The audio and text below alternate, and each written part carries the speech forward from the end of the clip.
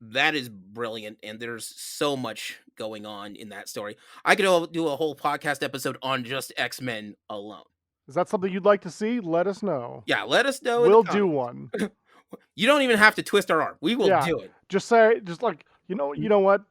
One person. It's like, one guy. If this gets at least one like, it's like, guys, tell someone to go do it. Tell someone to go do it now. Yeah, I'll go click it myself. I don't care.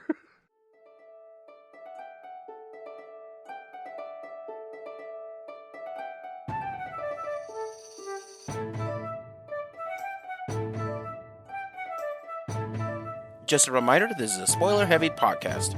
Different series that require a spoiler warning will be in the description.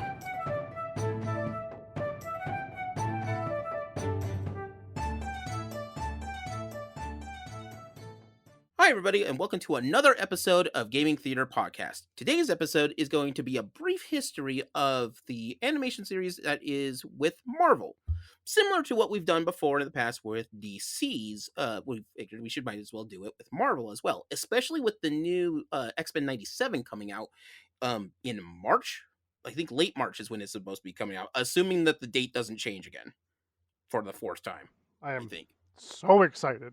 I have been waiting since 97 for this to come out. Oh, and that's legit. And from what I understand, it's going to take over like almost right after graduation day, the last episode of 97. Really? Maybe. Or they're going to rehash something. Haven't totally figured out. But X-Men in the 90s, along with Spider-Man in the 90s, is a big game changer. And we'll go over that in just a bit. But before we get started, a couple of guests with me who are going to help me explore this topic, and we'll just introduce each other. Once again, I am your host, Leo, the Geek Scorpio. And over here to my right is... Hi, my name is Daine. I am a Twitch streamer, guy, nerd, person. You've probably heard me before if you've listened to us. If you haven't, welcome. I'm Daine. It looks like Diane. I don't know what I'm saying. You can find me on Twitch and TikTok and the internet. All right, and over by his right is going to be our El Penguin. Go, buddy. Hi, I am Ben, the El Penguin. I am a nerd slash personal trainer slash weeb. Yes. Company. Thank you. That's fair. All right, now before we get started, let's take a quick trip over to the magical merch booth. Yay! Woo!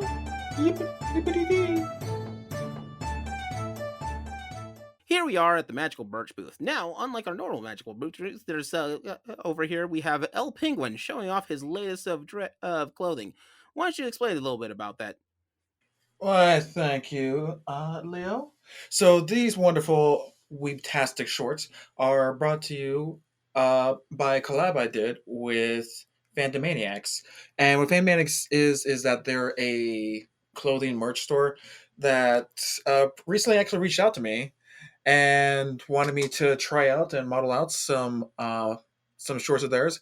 So I've actually had experience in multiple sports before, and if I can definitely say one thing about this, I've actually tried it out in multiple workouts, took it to wrestling practice, and these things actually hold up pretty fantastically.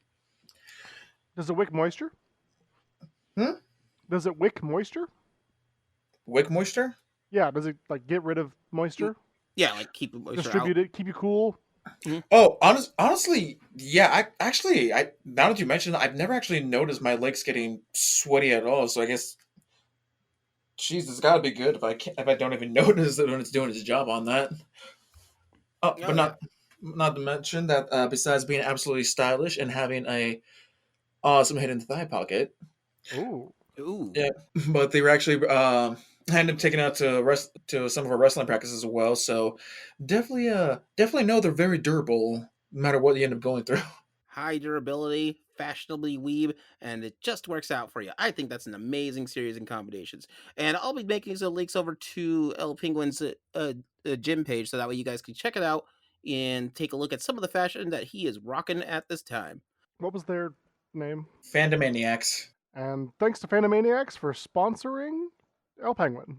It was a collab. Oh. Thank you, Fandomaniax, for collabing with El Penguin. Yeah, thank you, Fandomaniax, for collabing with me, and now we've branched out and collabed with Gaming Theaters Presents. Wow. the the world of collaborations. Maybe to come, you know? More collabs in the future. But that being said, let's go ahead and get back to the show.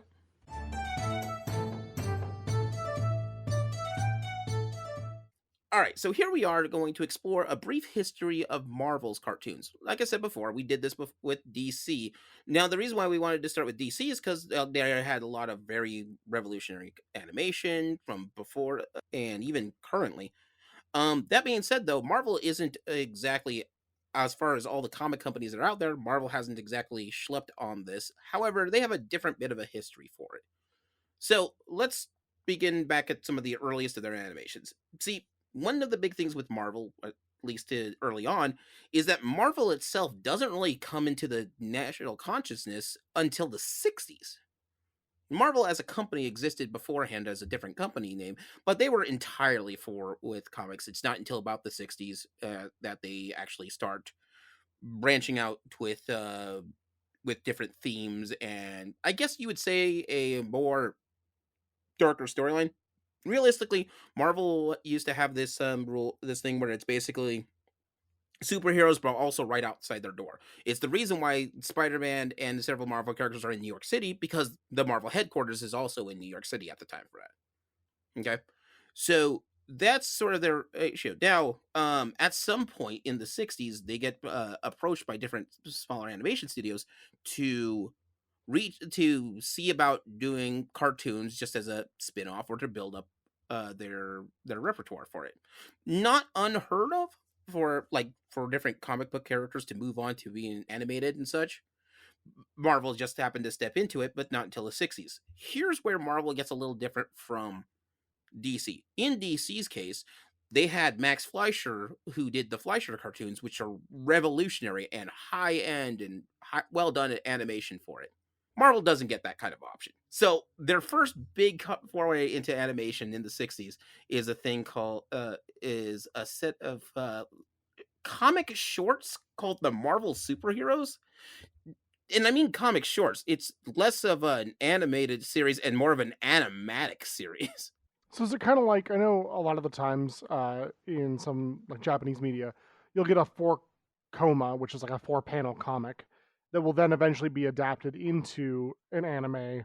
And sometimes they do like full on animations, but other times they just do sort of like basically subtle animations that are rehashing or retelling the 4-panel comic. So is this more like a 4-panel comic retelling type deal? It's more like a 4-panel comic retelling, but so calling it animation would be a stretch in this case. Generous. Generous. So an animation, that's typically because it's something that's drawn and they have a fluidic motion to it. The motion is what makes an animation. It's the animation part of the animation word, I guess. Sure. However, for this, it was more of they started with Captain America retelling his origin story, and here's the picture of Captain America, and that's it. They couldn't even bother putting in the background panel for those characters, and then we move on to the next scene on it. It's the closest thing we have to something is almost shunned in all of animation because, good lord, it's terrible, called Vox, where you would have a almost like a picture of the character and just somebody's lips on the side just doing the dialogue for it. Oh, It is Oh my god. weird and it is terrible. I think I And hate it that. now the thing is, because it's more of this comic anthology thing, they would put it in with this as a short for a Saturday morning cartoon. So they managed to get a lot of episodes out because they're not very long. Now at some point they even get a chance to do, because in the 60s their big one, Marvel's first big, you know, foray in the 60s was the Fantastic Four. It's changed how they redid comics and dynamics, you know, what Stan Lee did the first time, and made a family dynamic, and they wanted to put it into animation, and it was kind of all right as far as it goes. Nothing really came out of that. But then they get the chance to do Spider-Man. And Spider-Man, for 60 Spider-Man, you will have seen it now, because that thing is so memeable. Oh my god. You can't see it, but I'm pointing. I'm also pointing. But if you're pointing at me and I'm pointing at Leo and Leo's pointing at you, Yeah, everyone's pointing at each other. Oh man, that is glorious. Also, unlike the other series that are out there, this actually goes on for multiple seasons. It's a 3 season long series, and that's for Spider-Man specifically. So Spider-Man's a hit with the kids. For those who in the know of economics, out of and at least some research that has been done for different superheroes, the most bankable superhero is Spider-Man, bar none. He makes hundreds and hundreds of millions on his IP alone. Well, I mean that's probably why Sony and Disney essentially had to have a custody battle over Spider-Man. Mhm. Another thing with that one that was interesting is like, if you're wondering how big or how important Spider-Man is, Marvel had in the 90s a book that was, I think it is the Big Book Encyclopedia, Big Book about Marvel and Marvel characters, and it's broken up into 7 or 8 sections in it. There is an entire, so you have anti-heroes, like a section that's dedicated to anti-heroes, so like Hulk, Punisher, Daredevil, and the like. But you also have a section that's about spies and intrigue, which are and vigilantes, which are things like, Nick Fury, Black Widow. And then there's one whole section for just Spider-Man, no one else. Spider-Man gets his own stuff. Even the X-Men have an section for X-Men, not Spider-Man, one guy. We have to get this whole thing because that's how big and important he is to the series. Spider-Man's kind of a big deal. Kind of a big deal. And what we're gonna learn throughout this whole podcast is not only was Spider-Man the first one that was successful Marvel shows, but by golly, it keeps that streak alive for a very, very long time. Oh yeah, very very long time. So 60 Spider-Man, they did some interesting things with that, but mostly it's Marvel animation with a better budget. But the problem is the animation's budget is there, but not in the budget that they need to. So Spider-Man, realistically speaking, out of the Marvel characters, even compared to like Captain America, is difficult to animate. His costume has several things of webbing, and you have to animate all that webbing, and that takes a lot of time for it. Even if you go back and look at any of 60 Spider-Man, you'll just see it kind of looks like a red shirt most of the time because they're whatever they can do to save the budget, they can.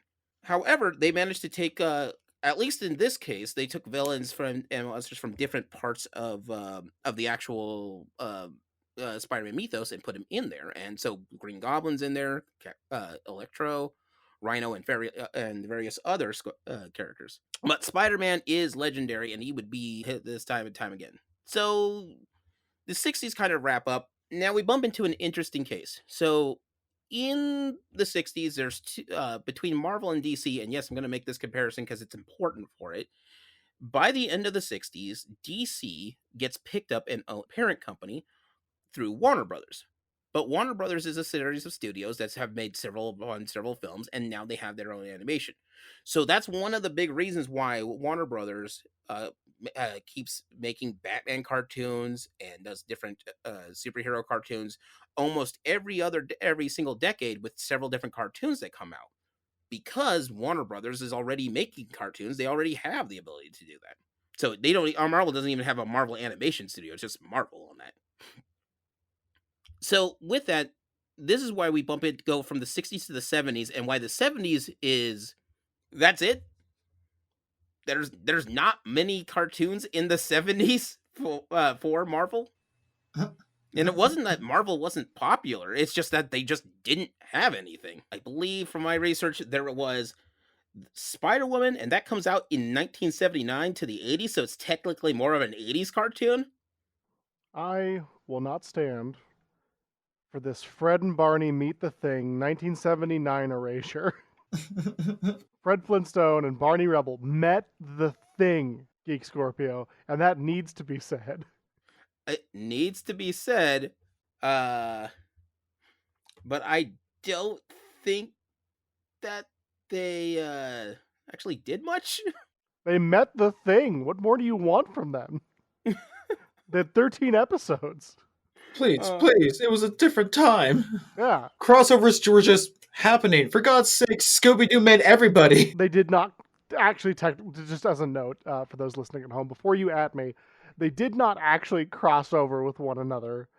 No. They were only featured, if I remember correctly, in like the title. They're a title feature. So And in the 70s, that happened a lot. Instead of making one cartoon, you would combine three shorts together and combine them together.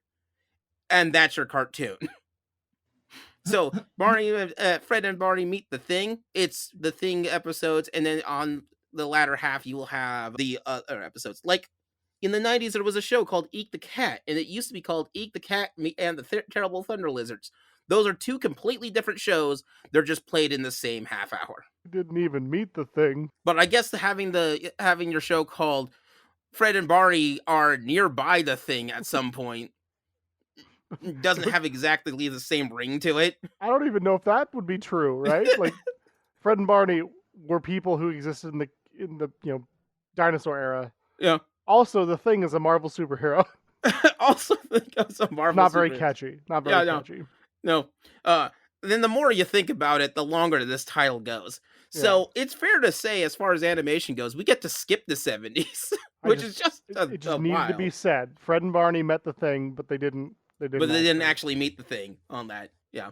Also, there was a Fantastic Four attempted cartoon yet again, and it didn't exactly work out on that one. This may not be a popular opinion, and I worry about saying things like this, but I don't get the Fantastic Four.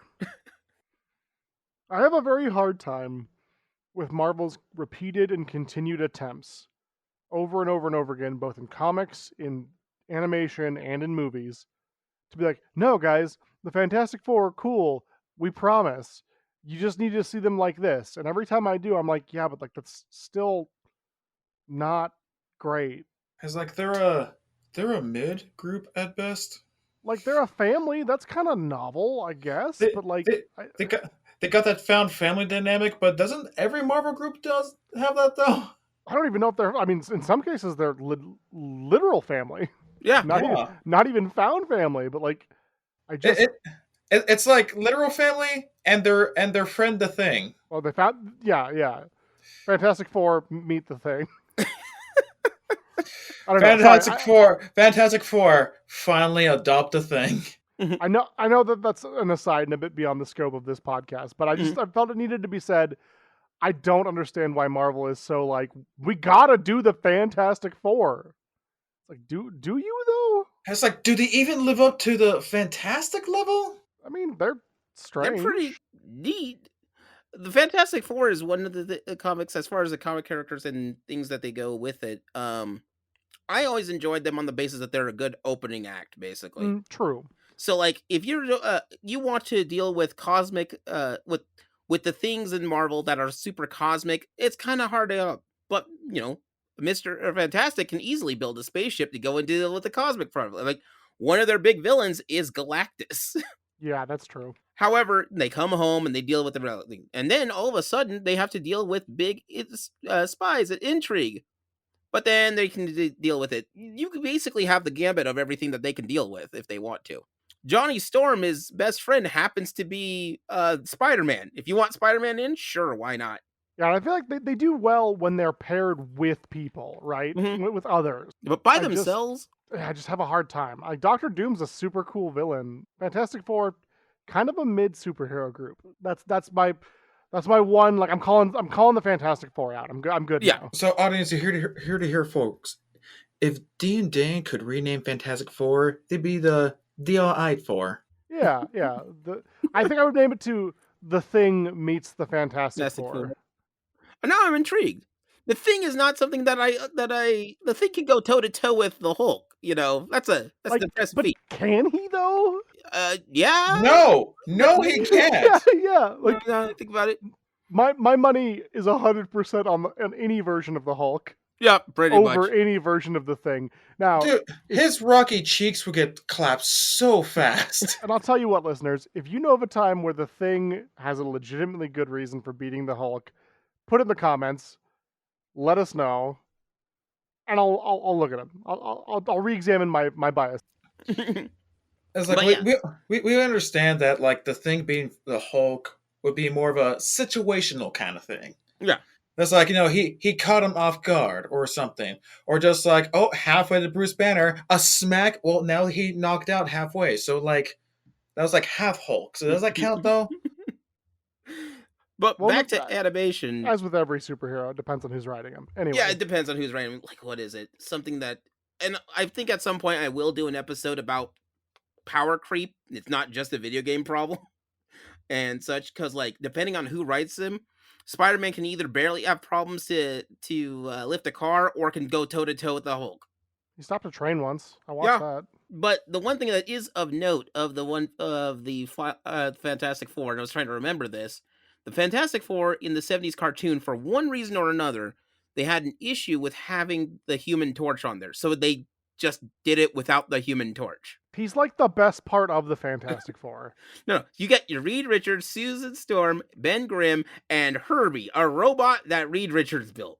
Not the talking Dune bug, or Not the, VW bug. not the VW Bug. I was confusing Herbie and Speed Buggy, if I'm being Yeah. honest. If I'm going to call myself out, that's on me. Yeah, no. The humanoid experiment robot B-type, or Herbie for short. Or Herbie for short. Oh, Wow. B-type integrated electronics. That I forgot the last letters. So I guess I called him a Herb. Like just sort of quit there. Herb. A Herb. Yeah, and that one was a weird one. It was because of a pilot for a movie of Human Torch. Also, for comic history buffs, the Human Torch isn't even the only guy with the name the Human Torch. Really? There used to be an android named Human Torch back in the 30s and 40s, and then that Marvel comics made at the time. And since Marvel had the rights to the name, they're like, we'll put it on Johnny Storm. Which again, he's a guy who's on fire and he's basically a Human Torch. The name kind of spells it all. That's interesting. I didn't know that. Mm-hmm. But yeah, he's the second person to ever be titled the Human Torch. Which, luckily, since both things are owned by Marvel, it doesn't become a big deal with that. Did they not include the Human Torch because he was on fire? Were they No. worried about the optics of that? Actually, no. It has to deal with a weird contract thing. So, in the '70s, even though Marvel doesn't do much with animation, they actually did experiment a ton with live action. So there was a Doctor Strange movie that was supposed to be a pilot. It's wild. And it's a weird one. They had a '70s Spider-Man live action, which was a live action movie pilot type thing. I watched it as a kid. I was entertained, but as a kid, it had the word Spider-Man. I was in for a while. Yeah, it's kind of like Batman for DC, right? Yeah, Like, for a while, if it's got Batman in the title, I'll watch it. I'm in. But like, because there's this live action version of it, and then there's also the Japanese Spider-Man that was being made at the same time From Toei. from Toei, yeah. And so they were licensing stuff for these live action things, and specifically they licensed a live action thing with the Human Torch, but they didn't. But because of that, they couldn't have him in the cartoon. Interesting. And it's sometimes you bump into weird shenanigans like this, where you bump into that. Like due to, and we've talked about this before, due to a weird television old school rights thing, in order to have you can't have a live action Batman on television because technically the rights to that are still held by Fox, which is why in the CW Arrowverse, Batman is non-existent in that series. And why Oliver Queen, who's typically a bit more jovial and a bit more ridiculous, is so much more serious, so much more Batman-like, right? Mm-hmm. To make up for that fact. They wanted to do a Batman show. They talk about Batman all over the place in the CW in the Arrowverse, but they can't have him on there. All these legal technicalities. Mm-hmm. Weird stuff that happens. All right, so we leave the '70s because there's not much here for it as far as animation.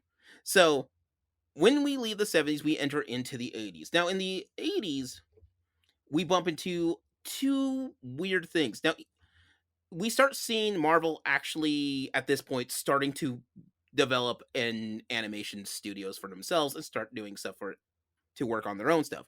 Normally they partner up, or they're called that as Marvel Comics Group because it's a subsidiary. At some point, when if you're wondering why this becomes important later towards the end of there'll be certain marketing things that become weird. Like one of the reasons why we have a video game crash in the '80s is because every company hopped on that bandwagon so bad. One of the legendary stories, Purina Dog Chow, that food company that makes Purina dog food, once had a video game department and made an Atari video game for Purina Dog Chow. Pepsi Man.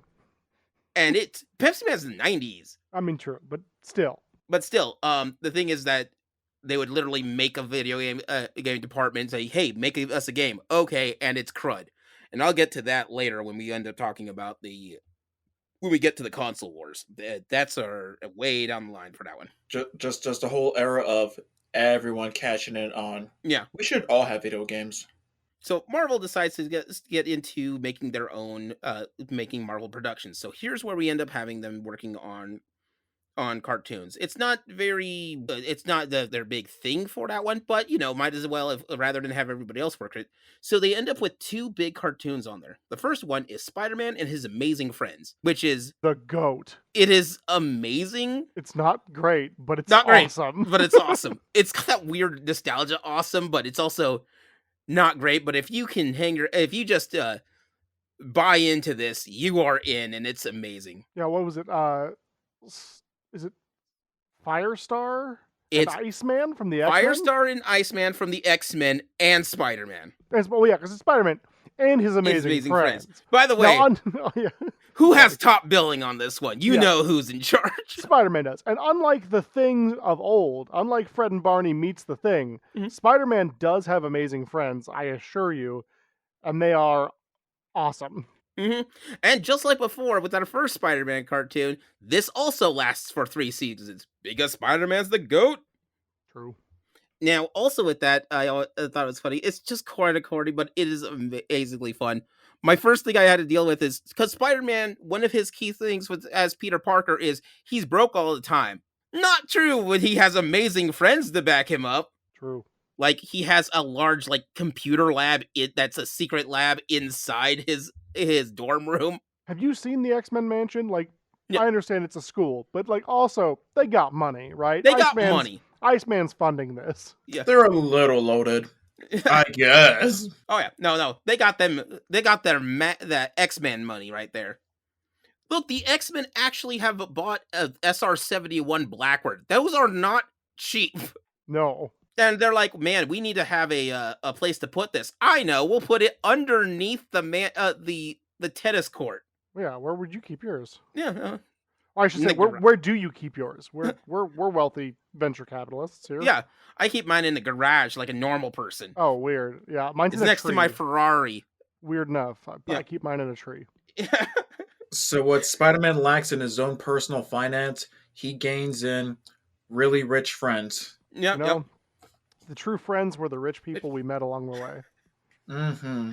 Oh, man. And it's like, please help me. I'm poor. It's like, well, you heard him. Iceman, did you bring another orphan here?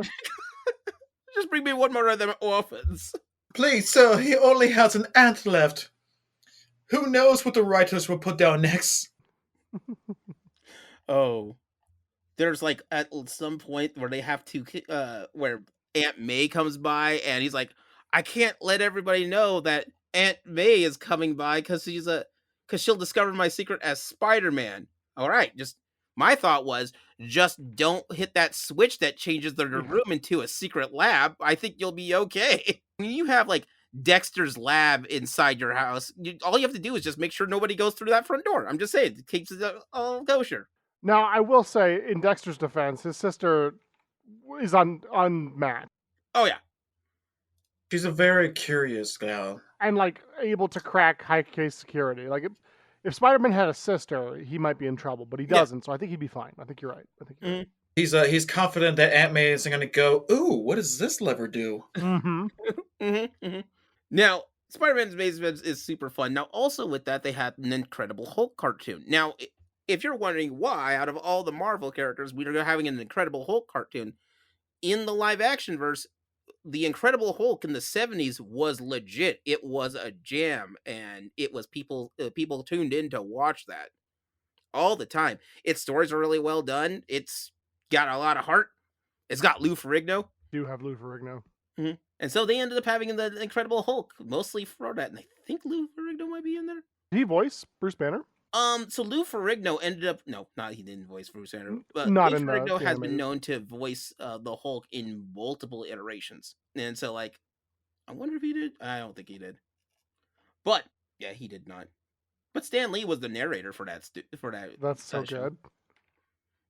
Actually, Stan Lee is the narrator for a lot of these things, and you know he loved it.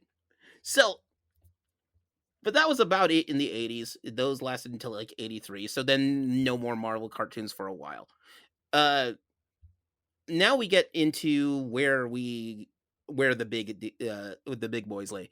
This Cue is the that '90s. sick guitar riff.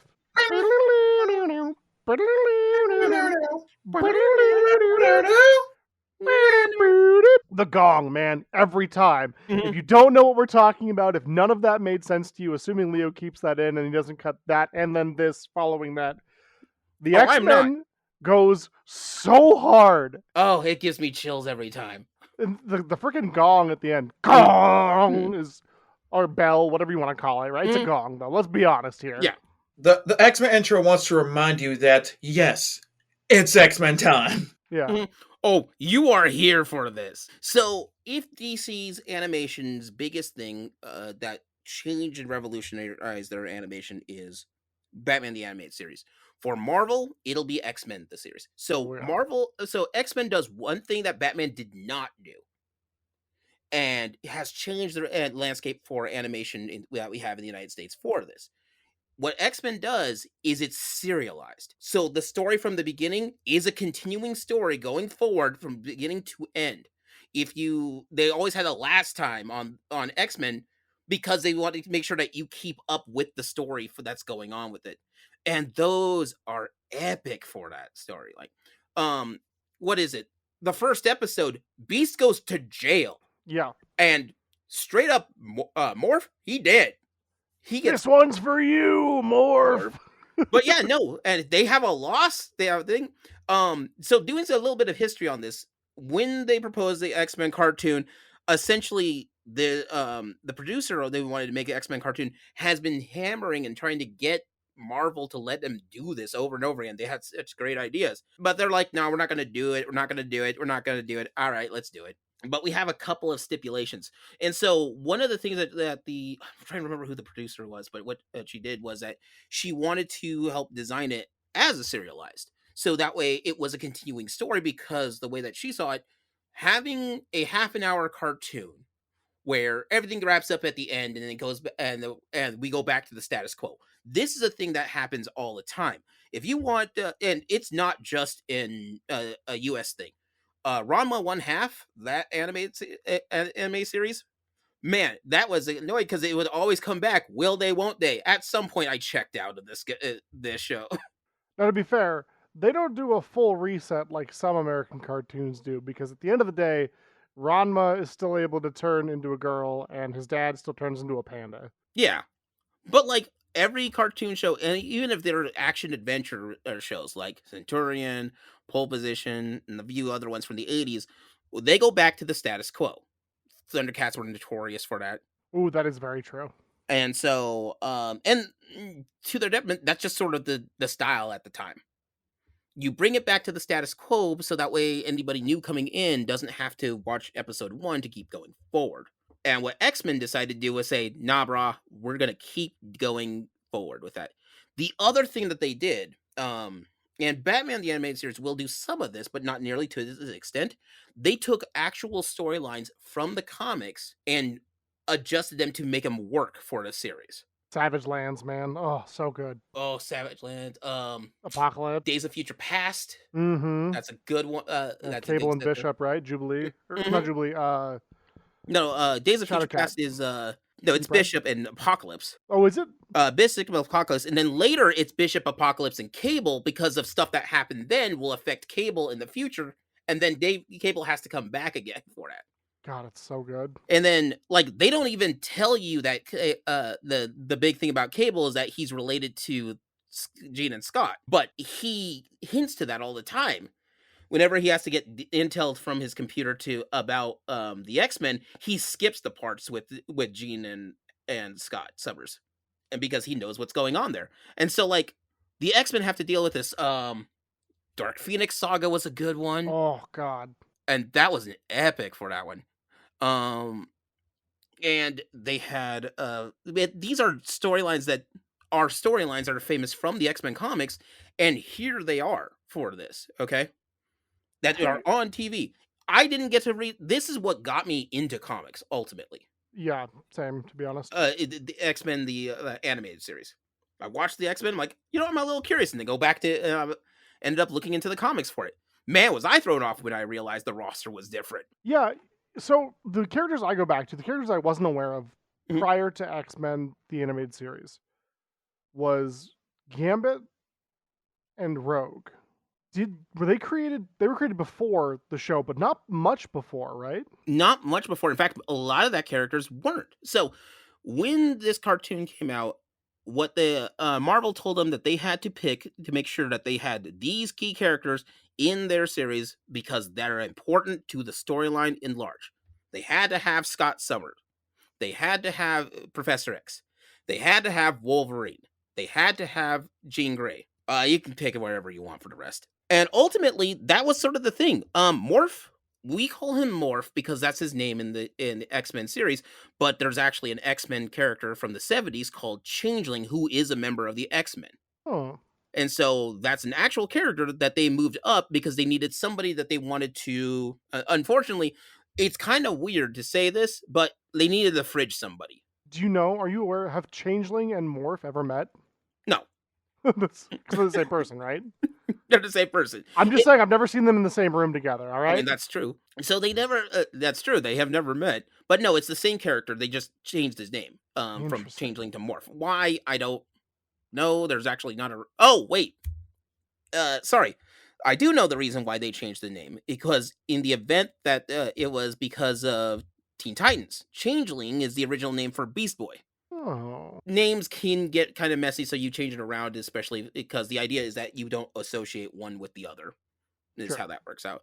Um, so like we have Spider-Man, nobody else is going to be called Spider-Man. That's true. Though DC does have their Spider-Man knockoff. Spider-Man with the serial numbers filed off. Yeah, is it Spider-Man? Kind of. No, no, not really. See, different. Kind of like Marvel's got Century, or Yeah, I think Century. That's their Superman allegory. yeah, it's Sentry. Century, Centurion, both. Yeah, it comes up a lot. Everyone's guilty of this. Everybody's guilty of this. But yeah, so like X-Men the animated series they had does and so the producers and the writers had decided that they can pick and choose whichever ones that they wanted to out of all the other ones. Some choices I think were actually honestly with all the characters they picked, I'm amazed with their choices. I think that was a solid choice. Yeah. Well, I mean, like you think about the Mhm. original blue and white team, and Wolverine's not really there. Yeah. But, and I'm not going to say that they put him on the map because he's been around. He's been a character Mhm. fairly long before the animated series comes out. But like, I'll admit, I learned who Wolverine was through this. I became a Wolverine fan because of this. I thought his arc, there's a scene in a bar later, or kind of early in the series, but a little bit later after Morph's death, and he's kind of Mhm. mulling things over, and these like redneck bar folk try to pick a fight with him, and he's got a pithy one liner, I'm pretty sure, and he Mhm. turns around and like walks away, gets back onto his motorcycle or his car or something and drives off. And I just remember that scene fairly vividly, even though I've not seen it since the 90s, right? Mhm. Wolverine is put into play, and I think is made more popular by the 90s Yeah. series. What is it? Wolverine's greatest superpower is being everywhere at once. Yeah. Well, he kind of becomes the Spider-Man for the X-Men in a lot of Yeah. ways. I know that like Cyclops, Jean Grey, Beast, Angel, kind of the original X team, right? But you don't. Mhm. Some of those people are even omitted from the Yeah. beginning of this series and others. Yeah, so like if you want to break it down, so here's the original X-Men team, and we're gonna stick on this for a little bit just because Yeah, it's very important. So the original X-Men team has Scott Summers. Scott Summers makes sense. He's the Boy Scout of them, and also Marvel said you have to keep Scott Summers in there, so he's not going away. I have Um, to. I have to bring up one thing from the comics way later, just mhm. real quick. Scott Summers wasn't right against the Avengers. I understand why he was doing what he was doing, but like, dude was Yeah, wrong. I'm picking that fight. picking that fight. That's a thing that's happening. Yep. So you have Scott Summers and Jean Grey. And so the thing with Jean Grey, which I always thought was interesting, they had Jean Grey on there because if they ever wanted to do, because Jean Grey's big epic is Dark Phoenix and the Phoenix Saga, they just left the door open. But at the beginning in the first season, Jean Grey doesn't need to do much. She's just more of the team mom for that. She doesn't really do anything. I remember as a kid being very frustrated because you have this like awesome psychic lady Mhm, with these amazing powers, and she like puts up a bubble. And there's like 3 or 4 episodes I can recall. There's probably more to be mhm. honest, but she like the team's in danger. They're fighting an enemy. She puts up a bubble. The enemy breaks through the bubble, and then she's like, "Oh, I'm too weak," and then she like passes out for a little bit. Like they did her dirty in that series Yeah. initially. Um, so yeah, initially, but when she starts getting to the other series, it does to later in the series, it does open up a lot. Storm is amazing, just in Oh general. yeah, Storm's great. Let's see her Gambit and Rogue was a choice, and I'm glad they stuck with it because ultimately this is supposed to be a children's show. Gambit and Rogue have a very much Romeo and Juliet love story thing, and you see it progress, and that's kind of amazing, all things considered, for this type of show at the Along with time. all that southern charm as well. Mhm. Oh, Rogue is the best. Yeah, Stroke is so good. Which is funny because Rogue has to deal with a crossover problem that they didn't expect to bump into, but I'll get to that in a second. They went with Morph. Again, we've explained why Morph is there, and he goes away.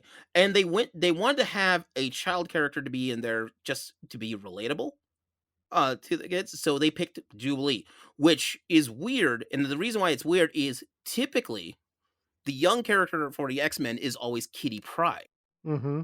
And instead, they went with Jubilee because Jubilee just recently popped into the comics, and they're like, "This is neat. Let's do Jubilee." Like pretty much out of the hat. They just she's here, so we'll just use her. And I honestly, this is where Jubilee gets her claim to fame. Even in the comics, she does a bit more when they open up Generation X and a couple of other storylines. But where her big show is on this, so a lot of other and then you always have to have your smart guy, and they have Beast be that guy. Which he kind of was that in the comics too. He was that in Ish. comics, but like think now, honestly, the part that always that as a kid I don't understand. As a person who has studied storytelling and mythology, like I did in anthropology, I get it. I get what they did with Beast, and it was genius. Beast is in jail for most of the first season Yep, for being a mutant. for being a mutant, and that's it. And he could break out of the jail. That's not a problem for him, but he knows it's more important to stay in jail. Mm-hmm. I think they talk about that too. They're like, you Yeah. could bend these bars, you could escape, and he's like, I'm going to serve my day in court because that's what is necessary. hmm He was in there for symbolic purposes. And he studied But law while he was in there. Yeah.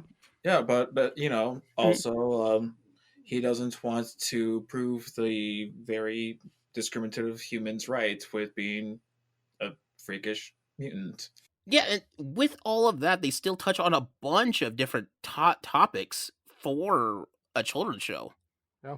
Racism, speciesism, and various other things on there. Which, the idea that they would do some of these storylines is just amazing for that. Was surprised they did the Friends of Humanity. That's an allegory to Oh, some bad hate groups, and like, man, I can't believe they did some that. real world hate groups, Yeah. nonetheless. Ooh. Yeah, the X-Men has always been big at being an allegory for things, and the fact that they ran it with this cartoon and decided to do this, I mean, that is brilliant, and there's so much going on in that story. I could do a whole podcast episode on just X-Men alone. Is that something you'd like to see? Let us know. Yeah, let us know in the We'll do comments. one. You don't even have to twist our arm. We will Yeah. do it. Just say, just like, you know what?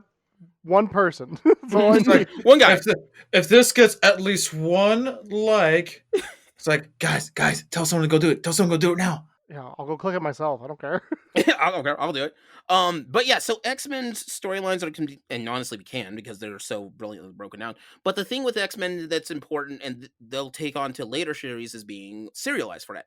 Now, what X-Men had a problem with, and has to deal with the writers and animators going against Marvel's wishes, is they weren't allowed to do a crossover, Mm. which gets messy for a lot of things. However, the animators and such love X-Men, love Marvel so much that they try briefly to hide as many things that they can on in there. There's a scene where there's a big storm in New York that Storm has to try to make it's weird to say it that way. Storm has to make Storm chill out for the storm to Go chill, dogs. but Much no. like Storm. Yeah. But so there's this major weather problem and Storm has to use her powers to cool it down. Well, people are having to panic and run away, and you can catch it at a brief second. There's Spider-Man's webbing trying to release people, and then he's out. It's not a crossover because only his hands there, close enough, gotta walk away. But the other one that became a problem is Rogue. So Rogue's origins, which she did not for her powers, her Rogue's powers is to drain people's and copy people's abilities and memories. Also, genius with realizing that if she wasn't at the X-Men mansion, she'd probably have a mental breakdown every couple of minutes. How could you not? Yeah, Right? apparently they're like her power set's like a hard drive, and it's backed up a bunch of memory in there, but only the memories, not the powers. Which is like, there's a whole lot of guilt problems you'll have. Let's deal with that. And so the reason why that's important is when Rogue was younger, she drained the powers of a character named Binary. Binary is the name of Miss Marvel, but when she was spent time in the X-Men mansion. And so that's why they called her Binary instead of Miss Marvel. So that way they were like, hey, I know it's a crossover, but not. And see, I thought they always referred to her as Miss Danvers in the original series. Yeah, they Okay. did. Also, this will be a mess because at some point in the mid 90s, in the 90s, Marvel gets to have like a bunch of different cartoon shows. In the 90s, they also had an Iron Man show where Carol Danvers is in there too. So she's in a couple of different places. But yeah, but Carol Danvers actually has like 4 different call signs. Binary's one, Miss Marvel is the major one, and 2 other ones too. I can't remember off the top of my head. But yeah, so like they have to try to avoid crossovers. Now, that's kind of messy. Personally, if there was something that I always enjoyed with the X-Men is how they treated their villains in there more like Shakespearean tragedies. Oh, Mr. Sinister. Mr. Sinister is great. Because Mr. Sinister wants to have more mutants. He wants to keep pushing this button. The one that I always loved is the dynamic between Wolverine and Professor Xavier when it comes to their villains. Because so at a point in the series, and this keeps coming up, Professor Xavier wants to give therapy to Wolverine's arch nemesis Sabretooth. Oh, yeah. But when Professor Xavier's arch nemesis is Magneto, and to those who apparently, if you're not in the know, Magneto's whole thing is let's try to fight all of humanity. And Professor Xavier goes, nope, there's another way. We don't need to fight everybody. We can just there's a diplomatic and pacifist way that we can do this. We're civilized men. And Wolverine has this line in there which I always loved, and it stuck with me. And it goes, all right, Charles, how come when your enemies have to show up, all you have to fight them, but mine we have to help? Yeah. Yeah. I'm like, yeah. I mean, even Charles's brother, Mhm. Cain Marco, Juggernaut. Who does They- one thing, Yeah. fights his way across America. Yep. And they end up fighting him. Yeah, and they end up fighting him. Professor Xavier, I think, temporarily gives him amnesia and leaves. Now that I think about it, he might not be a nice guy with this. Yeah, Charles Xavier is not always the best guy. Mm-hmm. I'm surprised. Yeah, not the best of dudes on that. Charles Xavier does what he thinks is right. The only problem with that is only he thinks it's the right thing to do. Do we see... Oh, no, you already explained we don't see a crossover with the Spider-Man animated series at the same time. Just a Yes and hand. no. We'll get to that in Spider-Man when that Okay. comes up. So, in fact, let's hop over to that right now before And we his amazing forget. friends. Yeah, we will be talking about X-Men all night if you let us. If we don't stop this, yeah. But X-Men's the big game changer. So because of that, Marvel gets more interested in this and starts releasing other cartoon shows for it. Fantastic Four comes in again, but they're as part of a duo series. You would have episodes of Fantastic Four and episodes of Iron Man. Side note, Iron Man's original theme song, not great. Second No. theme song, lit. Much better. Much better. And amazing. And same thing, they started bringing up Iron Man was an interesting one because they took character like low tier Marvel characters and start adding them into there. One of the variations of Spider Woman, and they had War Machine and a couple of other characters that popped up. And then there's the Fantastic Four, which is Fantastic Four doing Fantastic Four things. But I did like that they tried to. Well, Marvel was trying to do these things for it. Then we get to Spider-Man the Animated Series, the only other series that in the 90s that happened to have as many episodes as X-Men. And man, whereas Spider-Man 90s legit. Also, theme song is point. Oh yeah, I mean, like it has that '90s theme song. I hesitate to call it a problem. I Ugh. hesitate to call it a problem, but it has that '90s theme song problem where they only say 2 words the Yep. entire time to techno amazing rock vocals, like rock music, and it's perfect. Oh, it's Like, amazing. It's the laziest thing I've ever seen, but it's incredible. I'm like, You know- musically speaking, this is lazy. However, who man does that on fire? You see the same thing in Digimon and Power Rangers and a lot of the TV shows around the '90s and early 2000s. Mhm. Just like Spider-Man, radioactive Spider-Man. Like that's it. That's the whole thing. You've got me sold on this. Yeah. What's the show about? Oh, Spider-Man, radioactive Spider-Man. Okay, yeah, sure, okay. Yeah, sure. So Spider-Man follows the same plan as X-Men does. They take storylines directly from the source material and readjust it to it. They took 2 of the most violent characters and managed to get them in a children's show, and at least one of them is one of my favorites, which is they had the Punisher and Punisher. Carnage. Yeah, that's true. Oh my god. Now the Punisher I find is hilarious when he's doing this because and I've explained that in the previous episode, podcast episode. Oh, look, it's me up there. Oh, by the way, the voice actor who plays Spider-Man and Peter Parker, delicious.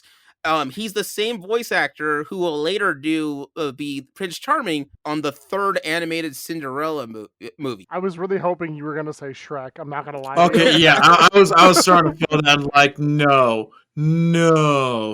But aw. but also fair. 3rd Cinderella Fair. movie is still good. Yeah, now here's the thing. Prince Charming's father comes by. You cannot see this girl. I will forbid you from going down the stairs. And he jumps out the window and flies off. Well, he's I Spider-Man. just- Well, he's Spider-Man's voice Yeah. actor. You get the same powers. That's how that Yeah. works, right? Yeah, I'm pretty sure. We'd have to ask like Steve Bloom or somebody. Yeah, Steve Bloom is not to be trifled with. Clearly, Yeah. Steve Bloom has been also Wolverine. Wolverine. Also, they'll make when we get to that series called Wolverine and the X-Men, there's a thing with Steve Bloom that that he had to change, and it was kind of an interesting concept for it because he never had a problem with that before. So what happens with this is that but Spider-Man takes these stories and they try to readjust for that to make the part that was interesting to it. This series have an episode and then they have massive story arcs, and those arcs have chapters in the arcs. That's the titles of those episodes to bring them back to where they're strongest, right? So they have the symbiote saga, which is Spider-Man getting his black suit and getting the powers and such from the black suit, and all the problems that come with that black suit. Spider-Man, Venom, and then later Carnage. Emo It's a dancing. Oh, sorry, that's the movie. That's the movie. But when we get to Spider-Man series gets to do something that the X-Men didn't, and gets to have crossovers. And major crossovers. They actually have a crossover episode with the entire X-Men cast. Whoa. And we'll talk about this more when we get to next crossover episode that we get to, because one of the epic things about this is that they have a point. I think his character is a Dr. Landon, I think he is, who used to work with Beast. Now, the thing is, Beast never originally had blue hair. Beast had this thing where he tried to fix his mutation and it backfired. And it increased his mutation, which made him stronger, more agile, but also made him covered in blue hair, made him look more beast-like than he was before. And the thing is, they hint to that in the X-Men series, but in Spider-Man, he has to deal with that because there's a mutation problem that's going around. Landon or Wormstrom, I forget the professor's name. But the thing is that Spider-Man has to deal with an X-Men problem. Interesting. And that character does not go away. He stays for the rest of the series after he shows up. And he's a hired goon of the Kingpin. And so like they have these big major plots and he has crossovers with other characters all the time. In fact, this is the first time that we will be able to see, even before it comes out in the comics, the Spider-Verse. Really? So the series finale of this is that Spider-Man gets recruited to the Secret Wars, which is an epic crossover comic of its own right. And with that epic crossover, it's considered the first event comic is Secret Wars that Marvel does. And so what happens is in the original comic, they go to, or in this series, what happens is that they go to Battle World which would have a bunch of people there that are going to that they need to test Spider-Man's will and resolve and see if he could be a very good leader. So with that, they put a bunch of Spider-Man's villains, the Lizard, Doc Ock, and a couple of other villains, which I'm trying to remember off the top of my head, but it's hard. Not all of them are Spider-Mans. They also have Magneto, and they have the Red Skull in the series to be that's a series of villains on it. But Spider-Man's allowed to pick and choose his own team out of a certain number of people. So he takes Storm from the X-Men, mostly for he wants a powerhouse on this team. And come on, you can't go wrong with Storm. True. And I think he also takes Storm, he gets Iron Man, gets Captain America, gets a who's who of this. Isn't it mostly? It's like mostly just Avengers, though. Most of them are Avengers, yeah, but a couple of X-Men in there too. And later he figures out how to cheat the rules to recruit Black Cat on this side. And so after he does this and manages to win the battle world for that, they send the Beyonder, who's a very, very powerful character, uses his powers to send everybody home and tells him what his actual thing for this. And what he's supposed to do is to lead a group of Spider-Men to go against to stop the a weird version of Venom and Carnage, which might undo the universe. So he has to lead all these Spider-Men for it, and there's everybody who looks like or acts like Peter Parker, except one guy actually doesn't have any powers for Spider-Man, which was weird. When they get to the end, and here's the big spoiler for it, as after he wins the fight, Spider-Man is exhausted, but he wants to know what this is all about, what kind of reward that he would get for having to put his life on the line this often. And so the version of him that has no powers is actually an actor, and he takes him to the regular world to meet Stan Lee, because Stan Lee creates Spider-Man, and Stan Lee gets to have a soliloquy with Spider-Man. And with that, he goes back and he sends him and he's like, okay. And at this point he goes, you know what, I've done well as Spider-Man, I just want to do one other thing. And at this point in time, other spoiler, Mary Jane Watson, who he's married to, is disappeared, gone. And so he spends the remaining part of the last episode looking for Mary Jane after the good feelings of I've done a good job in life. Anything else? That's how it ends. Okay. Yeah, pretty epic for all things for Spider-Man. They do not slow down with him. So Spider-Man and X-Men basically dominate the 90s, and then everybody who tries, the Hulk came up with 2 seasons, and he tried his best. But yeah, so that's sort of where we get into these big popularity things, and then we end up moving on forward to the 2000s at this point, or late 90s, 2000s. Not all of them are winners. For example, they have Spider-Man Unlimited, which is weird. They choose to have the main villain to be the High Evolutionary. Never been a Spider-Man villain. I don't know why. Spider-Man isn't even in the in his original outfit. They had to change because for production reasons. They had to not have him in his original outfit. Is that the one with the cape? That's the one with the cape. That's so weird. And the nanotech, and like he's left Mary Jane alone in the apartment and bailed on her. So here's a question. Yeah. What came first, Spider-Man Unlimited or Batman Beyond? 1999, Batman Beyond. Okay. Do you think, because that would make sense to me, do you think Spider-Man Unlimited is a response in some ways to Batman Beyond? I would say yes, and here's why. Batman Beyond was a response to Spider-Man. I mean, true. But which Spider-Man was a response to Batman, right? Batman Beyond was made because they wanted to have a Spider-Man, but not Spider-Man for DC. And so they Batman Beyond ended up being the cool edgier thing that they came up with. Even Rob was explaining, he's like, yeah, no, Batman Beyond's there because of it, because of how successful the Spider-Man cartoon came in.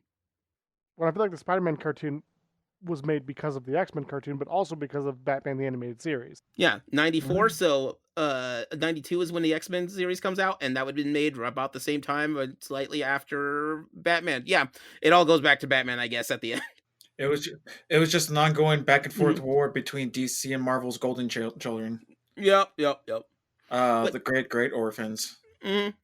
But Spider-Man Unlimited doesn't it animation wise, it looked interesting, but man, did it not have that kinetic copaceticness like the other ones did. It just didn't flow. It just didn't feel right, you know? Yeah, absolutely agree. And so that was like a real problem they had. And they tried to do that with the Avengers. They had the show called Avengers United We Stand, and it flopped about the same time too. That one, I just know that they didn't have very much of a storyline. It's like Avengers fight some supervillain, and why? I don't know. He's there, we're here. That's about it. No real, us talking to each other or anything like that. So that being said, though, that doesn't mean Marvel's out of options. After that, they make one big hit, which they went back to the well for X-Men, which I really enjoyed, which was X-Men Evolution. Oh, so good. Yes. Actually really enjoyed that they picked a bunch of characters and they basically made them teenagers and having to deal with high school problems and X-Men problems. Definitely Right. a bit of a departure, right? Yeah, You don't have your adult heroes that you were used to in the 90s. But I think it works for it what it works. is. It really does, especially with them trying to have the whole, well, essentially just having the whole struggles of trying to have their actual teenage high school lives, but also we need to hide the fact that we're also mutants. Hmm. Because personally, in that one, I think Nightcrawler had some of the most adorable just moments of trying to hide who he is, but also he's blue. Hmm. I will say this: that version of a Nightmare of Nightcrawler, when he's like, "Oh no, I can't go out in the public because of how I would look." Freaking Nightcrawler looks like the most adorable emo kid you can meet. Right. I liked him more in his blue form than his human form, Right. hands down. Also, I saw a meme for this, and I believe in this. Whoever decided to make Rogue a Southern Belle goth, genius, Yes. sheer genius. You can't mess with Rogue, just in general. No.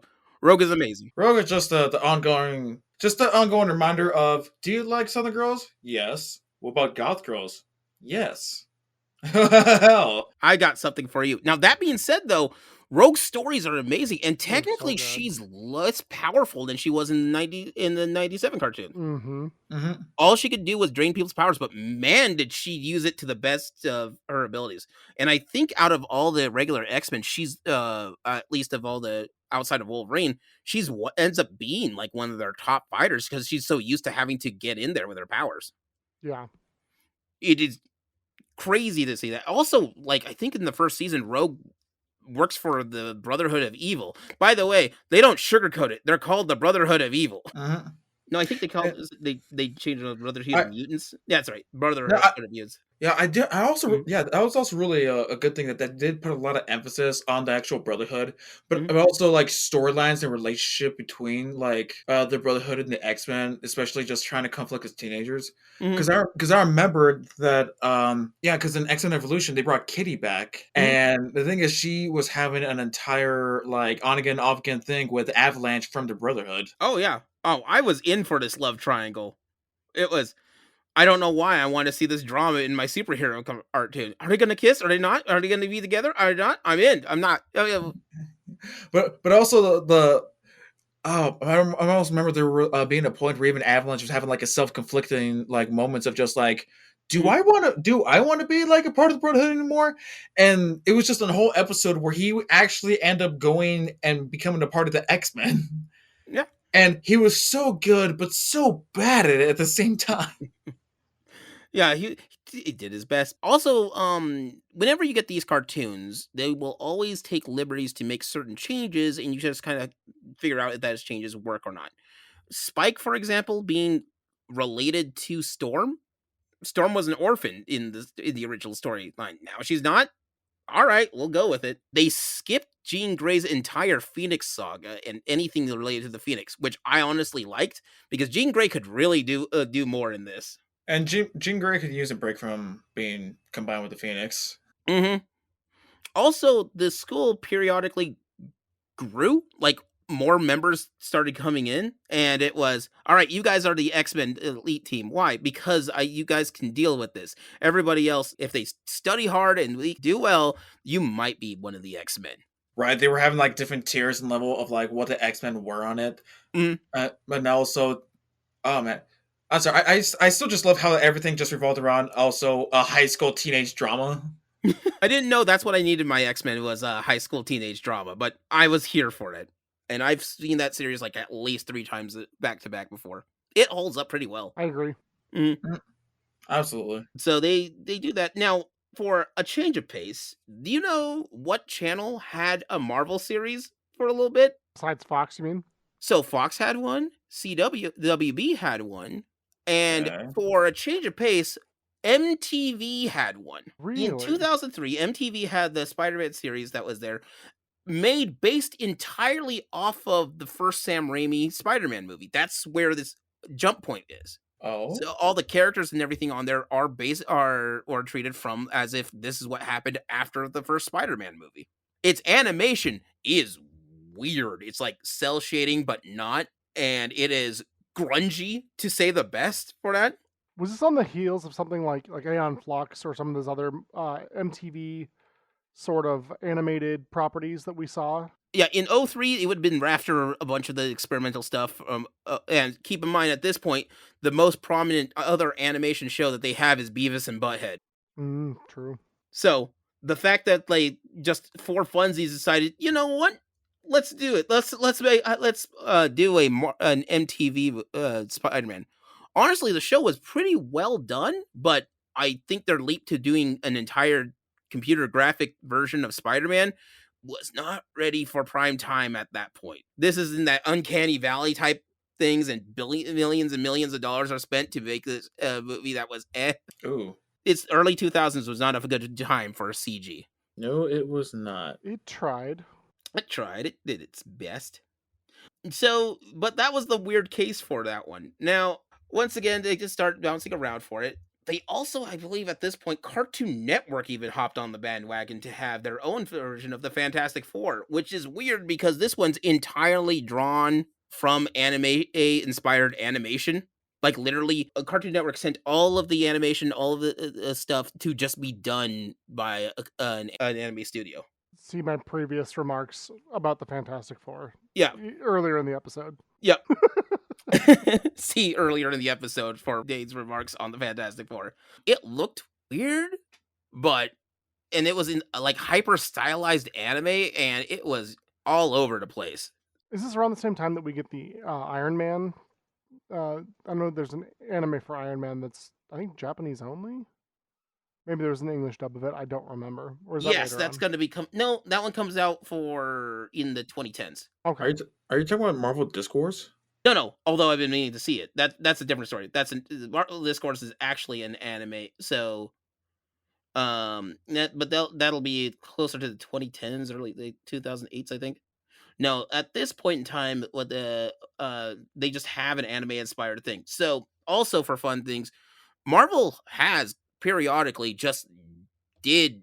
There's a whole section of Marvel anime comics that you can just or anime inspired or Marvel manga is what it was called, and they just had a couple of manga studios wanted to make Marvel. They're like, yeah, go, do it.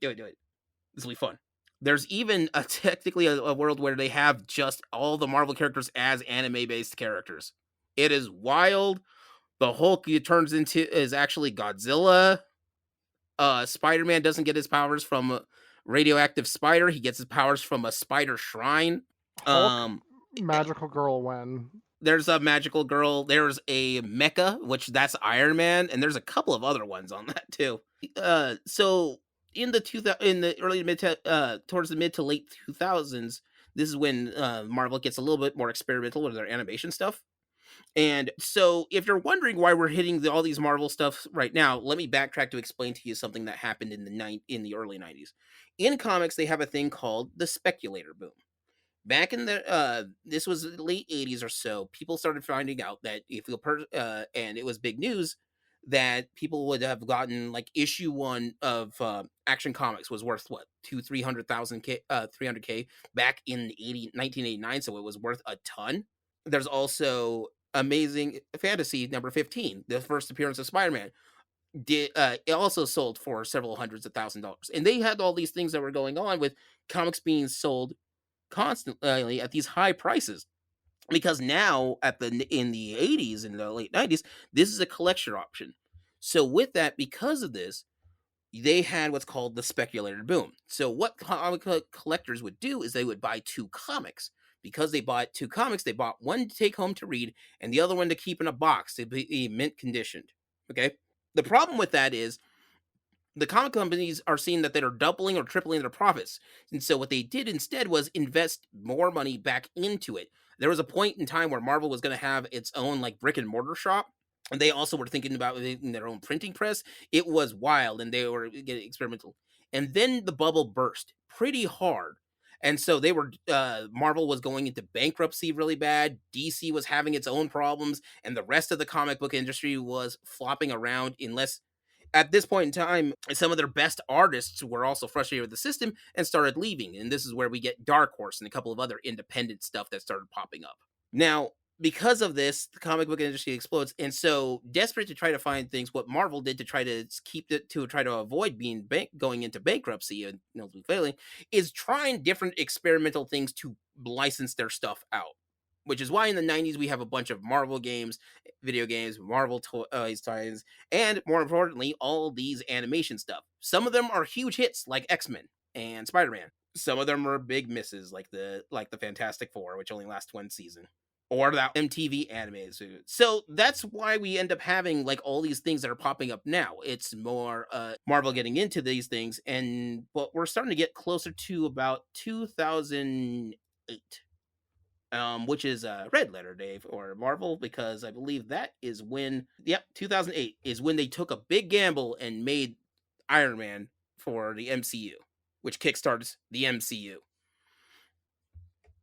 Now, because of that, they have all this extra funds, and now they're working to sort of capitalize on these things for it.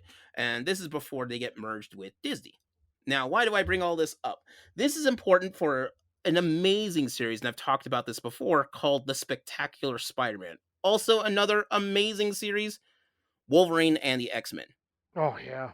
So, let me go back to Spectacular Spider-Man. Spectacular Spider-Man took the story beats and storylines of the mythos of Spider-Man and updated them to a modern audience and worked within it to make these storylines. They get very intriguing into their storylines. So, a question that comes up in that is Kingpin is not in that series. Well, Kingpin at this point, because of licensing issues, is technically a Daredevil villain. So whoever just starts making Daredevil, they get to have Kingpin as their main villain. So villains are divided amongst whoever's their major opponent is going to be.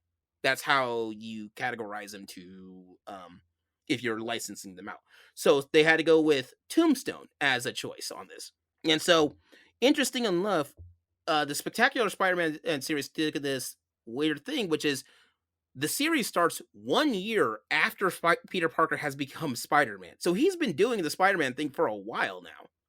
And then supervillains start coming out of the woodworks, most of them by accident, like Electro and Venom. They do a really neat saga with him because Eddie Brock is a regular character, and much like they did with Two-Face in the DC universe, he's there for a while before Eddie Brock gets the suit of Venom. So you can see where he gets pissed at Peter Parker and, Spider-Man.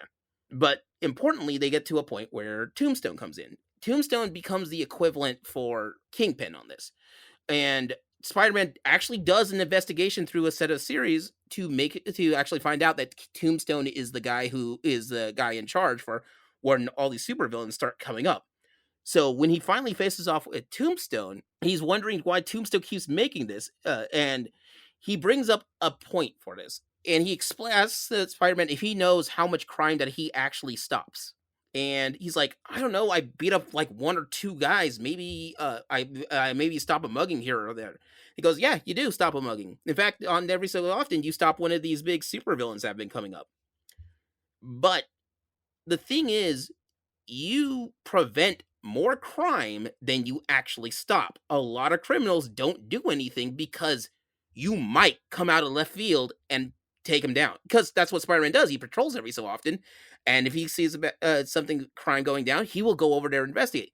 So him being there is a crime prevention status. But most of the crime, for all the petty crimes that are happening in New York, that has been making Tombstone money is when the other supervillains are coming out, because that's a much bigger problem for Spider-Man to deal with, and they know it. So for Tombstone, he literally tells him, it is more of an investment for me to give a psychopath a superpower than it is to deal with you. And he has to deal with that kind of weight, that he is both the solution and now technically the cause of where most of these supervillains are coming in.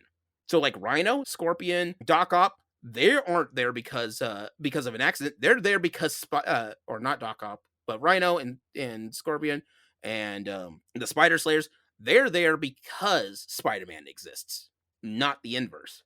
And that's a thing that they have to deal with. Also, and this is important, they give time for Spider-Man to have to deal with relationships. Like he wants to go out with Gwen Stacy, he doesn't. He ends up going out with Liz Allen, and he ends up having to break up with Liz Allen because he's too busy being Spider-Man that keeps him away, even though he really likes her. And he bumps into Mary Jane.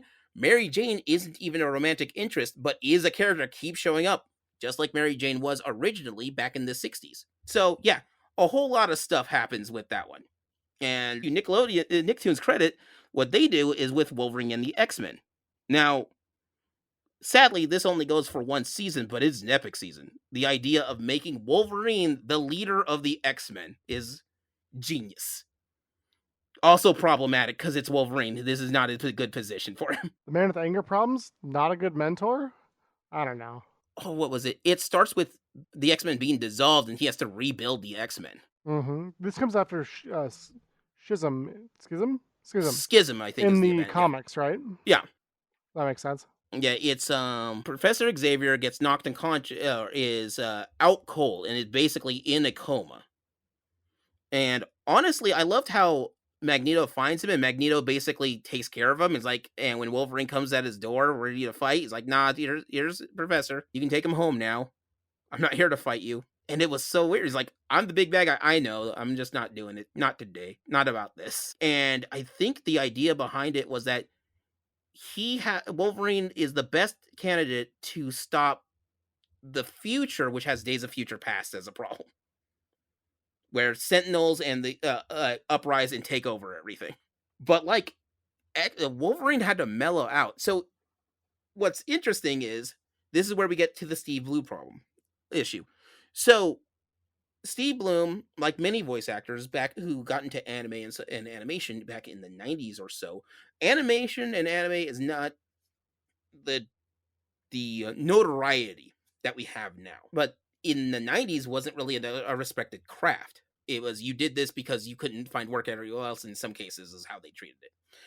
Even though like there's some fantastic voice actors out there. So what happens is that for voice actors like Steve Bloom, they would go under a pseudonym. Steve Bloom at the time I think had 7 different pseudonyms? Sounds about right. He had a pseudonym for every different accent of his voice, so that way in the credits that they had for Spike Spiegel would be a different credit if he was playing someone with a higher pitch, which is a different credit from someone with a different pitch and different version of his voice, even though it's all the same guy, which is just wild on that, right? But one of the things that happened is that he got the contract to be Wolverine. In some of these things, and you'll see this in Disney more often than not, what they'll do is that they'll hire one voice actor to play one character, but it's ideed that that voice actor plays that character in various different mediums. Media. That's the word I'm looking. Various different media. So the same voice actor that's here is, in this case, Steve Bloom. It would be the same voice actor playing Wolverine, who is the same voice actor playing Wolverine in in a Marvel video game. Kind of like And, Kevin Conroy and Batman for a while. yeah, kind of like Kevin Conroy and Batman for it. And I think that's actually why they got the idea, because Kevin Conroy is like Kevin Conroy. Yeah. That becomes synonymous with his character. So Steve Bloom, until that point, had all these pseudonyms, and now he had to stop, and they actually had him do promotional material on Wolverine and the X-Men at the time with his face to the camera, but as the voice actor for Wolverine. But you can't be just Wolverine. You have to have the whole contract, the whole bit for it. No more pseudonyms. Well, granted, at this point, it's the mid 2000s. Voice acting in animation it has started to become a much more respected craft. Mhm. Granted, it's for characters and things like this that we have in animation, which is what builds it to this.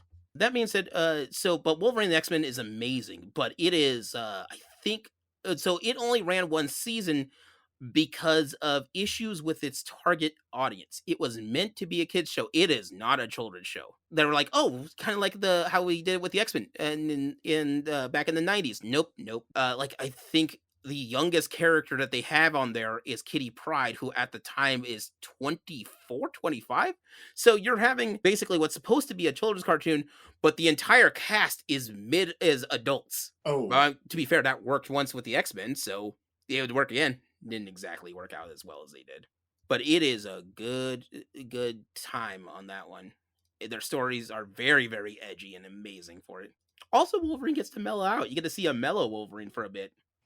Yeah, but after this is where we started getting into things like Armored Adventures, and they start getting into and X-Men the anime, Iron Man the anime, Wolverine the anime. Oh yeah, Blade has an anime series. Who saw that one coming? Blade's getting a video game this year. I mean, he apparently is pretty popular. Mhm. I believe he has an anime. Damn. I could believe it. But yeah, in the 2010s, they're starting to, here's the anime side, let's go do these things. Mm-hmm.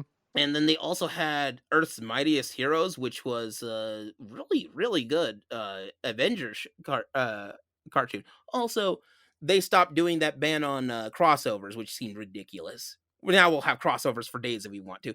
There's an episode in there where the entire Avengers cast is gone, and they have then they have the new Avengers. So it's Spider-Man, Luke Cage with Iron Fist, and a couple of other guys. They're not, the Avengers aren't even in this episode, but here we are. And then around this time in the 2000s, 2010s or so is when Disney picks up Marvel. Now, this is the reason why I was that kind of upsets me for this one. When Disney picks up Marvel, Disney the rights for the animated series for Spectacular Spider-Man is owned by Sony, and they let it and Sony basically had to let that one lapse as part of their deal. Disney decided to make Ultimate Spider-Man. So you remember how I was talking to you guys about how Spider-Man has like these deep lore characters, and he's going to high school, and they have all these background characters and all these things that are happening, right? Yeah. Right. Yeah. So take all that, you put them in a bottle, and then you throw that bottle out because you want to have cool new superheroes, and that's about it. Aw. Feels bad, bro. Yeah. So one of the key things with Spider-Man is his duality, having to deal with his life as Peter Parker and his life as Spider-Man. We've talked about that in the Altered Ego episode, right? It's a big thing. So he doesn't have to deal with any of that in this show at all. And Disney decided to pump so many of these episodes out. There's something like over 100 episodes on it, mostly despite Sony for that. And the thing is, this is done, if you want to have the saddest part about this is the Spider-Man series with the most episodes is also probably the one with the least amount of good quality for it. Lord knows there's more than enough episodes or clip series of Spider-Man making a shocked monkey sound. What? Yeah, so imagine this sound every single episode. So just this monkey sound of, and just a monkey in the background screaming, and you have one of those once an episode, every episode minimum. It got old fast. That's a choice. That's a choice. And they also, I think, had cutaway gags, kind of like what Family Guy has too. Oh my god. Again, a choice, but also never really touching on the duality on it. Some of it was pretty fun. I'm not gonna lie. The fact that Coulson from the MCU is there is just tickles my fancy for a little bit. But that only goes so far. Sure. But yeah, so in this case, because now Disney has these rights for it, they kind of experimented with some other stuff. They had Ultimate Spider-Man, Avengers Assemble, which is loosely based on the Avengers movie, but had some weird choices on that one too. And Hulk and the Agents of Smash, which had Smart Hulk leading a superhero team, which granted can be done. It just feels weird on this one because they had all the Hulks in there. The Blue Hulk, the Red Hulk, Blue Hulk, which is I think just a play off of Abomination. It's a mess for the Hulk family at that point. Never even heard of that, and that's insane. Yeah, and Red Hulk's there, Red She-Hulk's there, and so all of these have been introduced day one at the beginning of the series. And apparently Hulk is a superhero team, government funded, like they have these things as agents. It's odd. Odd choice to say the least. Guardians of the Galaxy had their own animated series, and at some point all of these will cross over with each other at kinda on that. Two weird results on this. It's it's a choice. These things are stuff that happens. I did like in the Guardians of the Galaxy series, they actually kept the idea of playing classic rock throughout these episodes and such. Because Star Lord's that's his thing. So yeah, that is an interesting take for that. Now, this is about where the time that Toei gets the animation gets the ability to have Marvel Discourse, which is something I've been wanting to watch. I don't know if I've heard of that. Marvel Discourse is like Digimon, but instead of digital monsters, you have Marvel characters. Yeah. So, like, as pets? It was literally kids had the ability to summon the Avengers.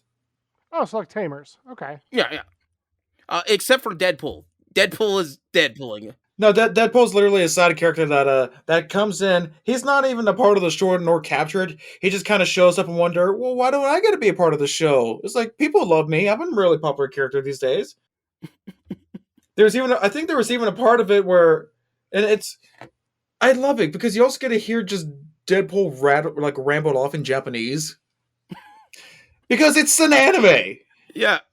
And then he's going by, it's like, hey, Tony Stark. Why didn't you find a kid that would be able to put me in a disc, huh? You think I'm too thick to go inside? I'm really hurt by that. Yeah, that is a thing.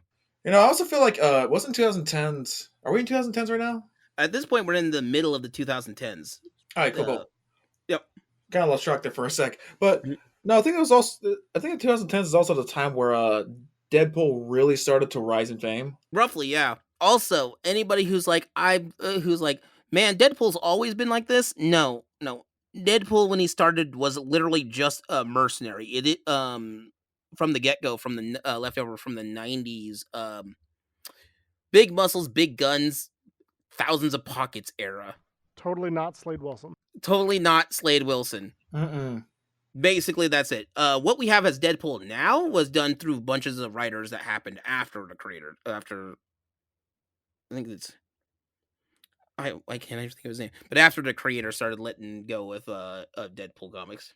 I hear he fights the Marvel Universe. At some point, it's a thing he does. No, Which, the idea behind Deadpool is always, oh, Deadpool's doing something weird. Yeah, let it go. Although Deadpool in the comics having a buddy cop moments with Spider-Man does tickle my fancy on that one. I think he's got some with Cable as well. Oh yeah, he used to be teamed up with Cable, but quip for quip, that's a Spider-Man thing. Oh sure, absolutely. I kind of prefer the concept of the straight guy versus the funny man. Yeah. That is Cable and Deadpool. I think that's very funny. Cable Deadpool comics are amazing. But yeah, Marvel Discourse. What happens if we had Digimon? That was also Marvel. So, like, that's a thing. Now, also at this point in time, they have a couple of different Marvel animated. Oh, no. Earlier than that, Marvel animated movies like DC did. They had Ultimates 2, and Thor and Loki. And like they had what was called the Versus series, which is someone fighting against the Hulk. Wolverine versus the Hulk. Thor versus the Hulk. And they're not always versing each other. They team up for a little bit and then they go away and then they just back to what they are doing. It's weird. It's a fun time. Very similar to like the way that the Sentai handles versus. Mhm. They'll typically do a versus movie between like Kamen Rider and Super Sentai, and Mhm. they start out. I think we mentioned this in the crossover episode. They start out being like, "Yeah, we're totally fighting," and then it's like, "No, we have to team up to defeat this guy or whatever." Yeah. And then the interesting one that they had as far as these Marvel cartoons go is Big Hero 6. Oh, You kind of have to remind people Big Hero 6 is actually is a Marvel series. Oh yeah, movie deserves a sequel. It does. it does. I mean, now technically speaking, the series got a sequel, so it's got a spin-off TV series that takes place after the movie, and then that gets a spin-off to just Baymax on Disney Plus. You're here for the Baymax, and that They'll do anything but give it the thing we want. yeah. Like it's a start, I Yeah. guess. So yeah, Marvel. These Marvel shows are most of them are. They're. I have no problems if you enjoy them. That's fine. I get it. And there's episodes of these that I like, but ultimately, not all of them are. Ultimate Spider-Man is the one that I have the most ire for, and mostly because that one canceled out a better show just to say take that, and that was kind of, and I think that that's just rough, a rough time for it. But at this point, we're in the early 2000s and or 2010 20s. Now with this one, the big thing that happened in the 2020s or slightly before that is the Spider Verse, which if you haven't seen Into the Spider-Verse, the first of the series, you're missing out. And then if you haven't seen the sequel to that, you are definitely missing out. I haven't seen the sequel yet. All right. I will say this. This isn't much this might be a spoiler. I failed Spider-Man's in you. it. Whoa, hold on. Whoa, Spider-Man into the Spider-Verse? There's at least one. What? Wow. Minimally. Okay. Oh, okay. If you say so, I'll trust you. I'll trust you on that one. But the first one was amazing though. So good. So good. And I love the fact that they pushed the boundaries of animation to a thing that you haven't seen in a long time, which is to mix animation styles with each other. And the reason why you don't do that in animation normally is because it is hard to do. It's a skill threat. Do you know what was one of the weirdest, most complicated animated series to make? If you don't think about it too, unless you realize what's happening. Have you ever heard of a series called Drawn Together? Yes. Okay, it's raunchy. It's comedy. Adult Is animation. Not like adult as in like no, porny, it but like not intended for children. not intended for it is adult animation because it's adult animation. However, it probably has the most complicated animation sequences that you have because one character has to be Waldorf has to be drawn similar to SpongeBob and has to be able to go kooky and out of place for it. Meanwhile, they have I think his name is Captain Hero, who's drawn exactly the same way that they would draw the Batman from Batman the animated series and Superman from Superman the animated series. And then you also have Ling who is drawn in anime styles, just like Pikachu. But they kept those styles constantly, which is one of the reasons why it ended up getting canceled because it was too expensive to keep doing that. So that being said, in the first in the Spider Verse movie, you have Miles Morales being drawn in a very particular way. They even animate him in a different way. There's a line that he says, "I prefer running than swinging," and he will be on the ground running more often than any other character in any other Spider-Man that's in that series. And they purposely make it so that way he draws. And also to the extent I think it's he starts the when he's in Spider-Man, they actually film him in a different frame rate until he starts getting towards the end of the movie where he's and the frame rate's supposed to match up to him getting used to his powers. Animation galore on how they turn. Although my favorite is Noir Spider-Man, just because there's a wind that blows anywhere. Even when he's inside Even when of a he's bunker. inside. Yeah, he's got to be mysterious at all times. He gets an extra shadow. Oh, man. But yeah, so like animation for there's also for Marvel stuff as far as the TV shows go, there's also like What If, which is a fun ride for that Oh one. my god. And apparently they've also there was a couple of other ones that they've tried to do. Oh, but What If is one of my favorites. Hitmonkey was an interesting one, but they haven't actually started working on it. I know they got renewed, but when's that second season coming out? I don't know. Moon Girl and Devil Dinosaur is an interesting one, an interesting thing. So yeah, Marvel, as far as animation, is going strong, and they will always have an animation. And as we know, as you know, coming up is going to be, which I'm going to hop into that as soon as it comes out, is X-Men '97, Cannot wait. Hell yeah. which is a continuation of the other X-Men series. Apparently, if the hype train is real, they are doing the thing where they're decided to already greenlit season 2. Season 1 hasn't even came out yet. So yeah, that I'm looking forward to. So with this, we've been kind of gushing on Marvel. So is Marvel very revolutionary in their stuff? Yeah. But Marvel always also tries to keep itself with its characters. Where Marvel shines a lot is when it seems like their biggest to shine is when they revisit their old stories and then bring it to modernize to be animated. That's where a lot of their strength is. In fact, there's a Spider-Man series that came out. It was short-lived. I think it only lasted for a few series, which is called what was it? It was during that Marvel's Spider-Man. Not to be confused with Ultimate Spider-Man, but this is the Spider-Man series that comes out. Marvel Spider-Man took storylines from the modern and characters from the modern Marvel Spider-Man right now. So they had like some of they even did the what is it? They managed to actually pull off the Superior Spider-Man saga, which Spider-Man's brain was occupied with by Doc Ock for a while. So that was a thing that happened. Also, they tried to shoehorn in if they best they can, um, making all the other famous Spider people that were around at the time in the modern comics in there. Spider Man, Miles Morales as Spider Man, uh, Spider Gwen as Spider Ghost. They even had uh Aranya, and they also had Spider Woman, and they just try to make sure that they were all in there. It is a little disorienting though to have Peter Parker as Spider Man and Miles Morales as Spider Man, and instead of like in the normal comics where there's almost a decade apart from these two, there's like he is 1 year older. Feels weird. You're my mentor. He is literally just a few months older than you, buddy. And technically, you're doing better in school than he is because he keeps leaving.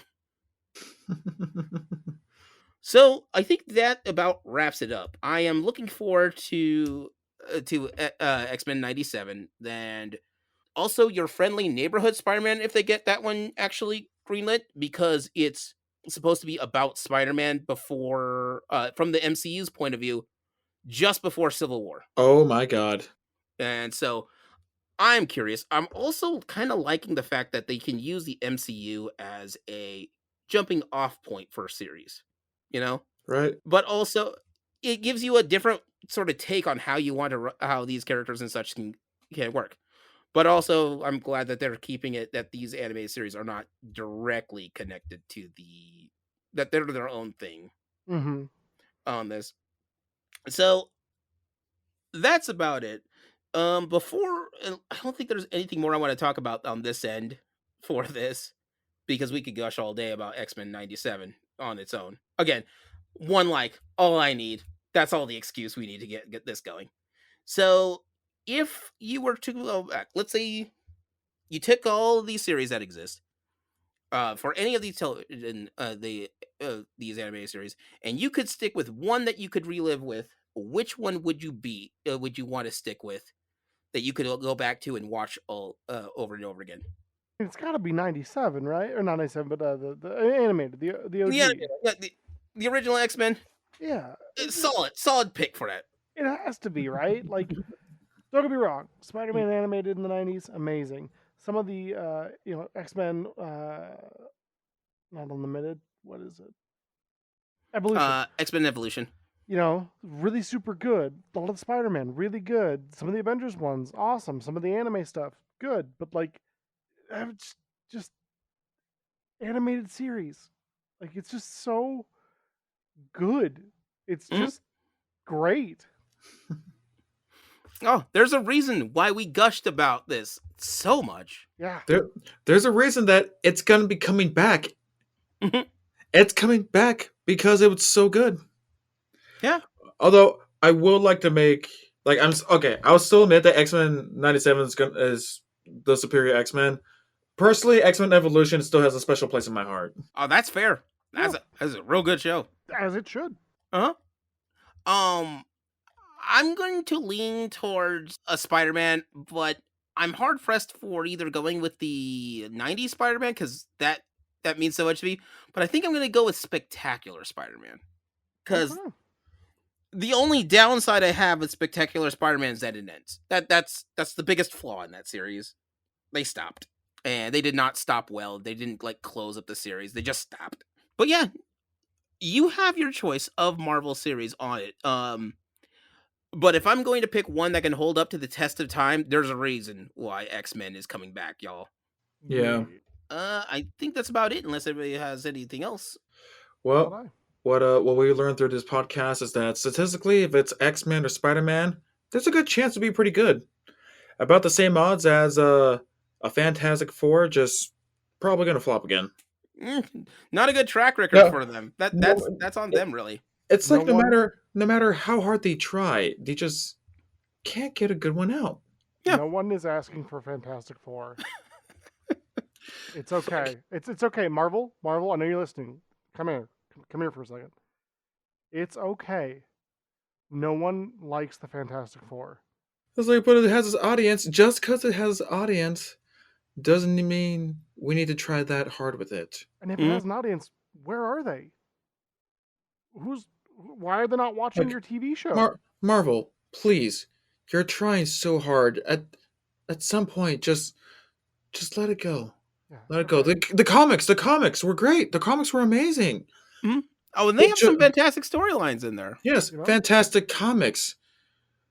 But listen, just because it's fantastic for comics doesn't mean it's fantastic for animation. Just give Doctor Doom and Galactus and the Silver Surfer to the Avengers, and we're good. We're all set.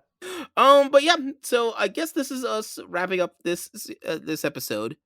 Our next episode should be coming out on March 1st, actually. Yeah. That being said, this is Gaming Theater Podcast logging out. Bye, everybody. Bye bye. Ciao. Yeah.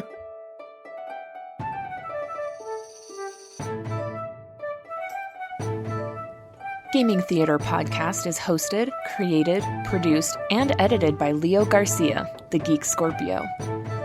Our music is A Drinking Game. Stock media provided by Stormwave Audio /Pond5. Our cover art is by Adam Parker. You can find him at ParkerGFX on Twitter.